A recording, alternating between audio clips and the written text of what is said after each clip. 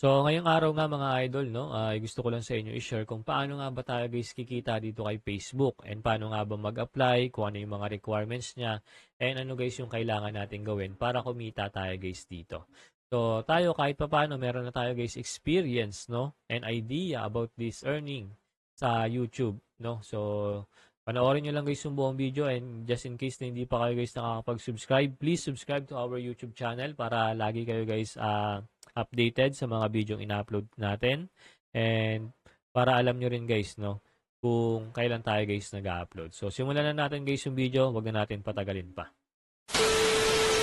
Hi guys, magandang araw sa inyo lahat and welcome back muli dito sa ating YouTube channel. So ngayon guys, tuturuan ko kayo kung paano nga ba tayo guys kikita dito kay YouTube ngayong 2025. So para sa mga baguhan to guys, no. So dito guys kay YouTube, kumikita tayo sa mga pag-upload natin ng mga video. Yan, tapos pag merong mga ads na lumalabas, meron tayo guys dyan earnings. Pero bago mangyari yon, syempre kailangan meron tayong Google account. Mag-create muna tayo guys ng YouTube.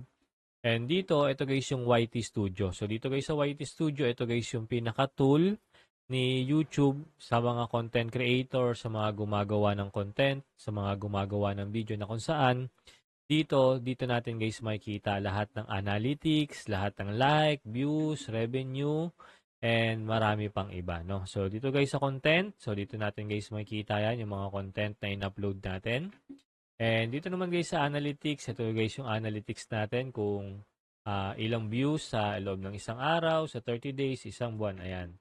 So ngayon, paano tayo guys kikita dito? So first, dito tayo sa earnings. So dito guys sa earnings, meron si YouTube na sinasabi na become a YouTube partner. No?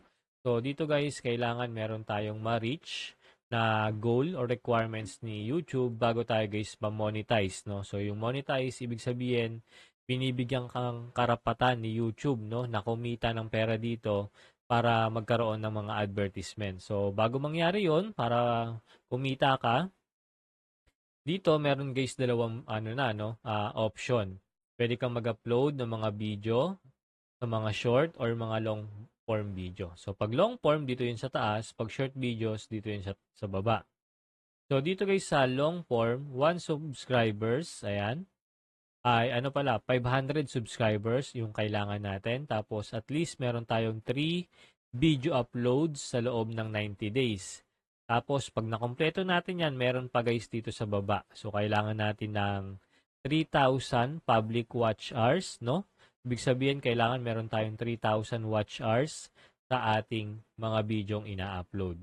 And dito yung sunod sa shorts video na to na kung saan kailangan natin guys ng 3 million views, no? For the 90 days or 3 months. Tapos, pag nangyari yon, meron tayo guys verification dito and next step verification. So, nandito na rin yan. And, manonotify tayo guys na pwede na tayo guys mag-apply, no? Ng YouTube partner na kung saan meron ng mga advertisement na lalabas sa mga video ina-upload natin dito, no? So, kailangan lang talaga guys dito mag-upload palagi. And dito, meron tayo guys eligibility din. Ito yon. So, kailangan natin ng 1,000 subscribers, 4,000 watch hours, and 10 million short or public short views. So, ito guys yung mga requirements niya para maging eligible tayo or magkaroon ng advertisement, no, yung mga video natin ina-upload. So, dito nakalagay watch page ads. Ayan. So, earn from advertisement and YouTube Premium on the watch page. And short feed ads, earn from ads and YouTube Premium in the short speed. So, ganun guys, no? Yung earnings dito. Then, pag na-monetize na tayo guys, meron pa mga additional na pwede natin gawin. Tulad ng membership na kung saan ay pwedeng magpa-member yung mga subscribers natin. Tapos, kumbaga parang membership fee tulad ng Netflix na nagbabayad sila buwan-buwan. And kapalit noon yung mga exclusive na sa page natin or sa YouTube natin na kung saan merong guys mga banner, yon. So, mga nakikita agad yung comment nila, may mga highlights, tapos supers, ito naman guys yung mga nagsisend sila ng mga gift, nagpa-purchase sila ng mga gift sa atin. Tapos yung shopping, ito guys yung mga product. So kung meron kayo guys mga binibenta, for example, mga damit, ayan, so pwedeng-pwede nyo rin guys i-share yan dito kay YouTube. So marami siya guys ditong earnings, no? Pero ayun talaga yung pinaka-basic na kung saan kailangan bago tayo guys magkaroon na itong mga membership, supers, and shopping, kailangan ma-unlock muna natin to guys na earnings na to. Ayan no. So, para makapag-apply na tayo. Tapos susunod yan, merong Google AdSense, merong isi-send sa atin. So, marami pa kayo guys kailangan malaman. Pero, ang kailangan nyo lang gawin kung gusto nyo talagang kumita dito kay YouTube ay gumawa kayo guys ng YouTube content, ng mga tutorial. Ayan, so dapat original kasi mahigpit si YouTube pagdating sa mga copyright, mga unoriginal content. So, pwedeng-pwede guys kasing mawala din yung channel nyo dito. So, kailangan mga original and dapat nakakaisip na kayo guys ng content. So, for example, content nyo, yung buhay nyo, kung ano ginagawa nyo guys everyday, and i-upload nyo guys dito kay YouTube. So, dito, ayan. So, pwede nyo pala guys i-search yung pangalan natin. Ayan. Julius Orellana Vlogs, guys, yan, sa YouTube channel. Makikita nyo yan, makikita nyo guys yung mga tutorial natin dyan, yung mga earning application, no? Pero, ayun lang muna guys yung sa ngayon. And dito, meron tayo guys, kine-create na bago. So, dito, nag-upload tayo guys ng mga shorts video, ayan. So, 525 na yung views. So, 14 days ago na tayo nag-upload. Tapos, di tayo guys consistent. So, dapat, consistent tayo guys na nag-upload ng video dito. So, araw-araw dapat nag-upload tayo para makita tayo guys ng mga subscribers natin or mapansin tayo guys na YouTube. Tapos, isuggest nyo yung mga video natin sa mga nanonood sa YouTube. So, ganun lang naman guys yung pinaka-technique dito.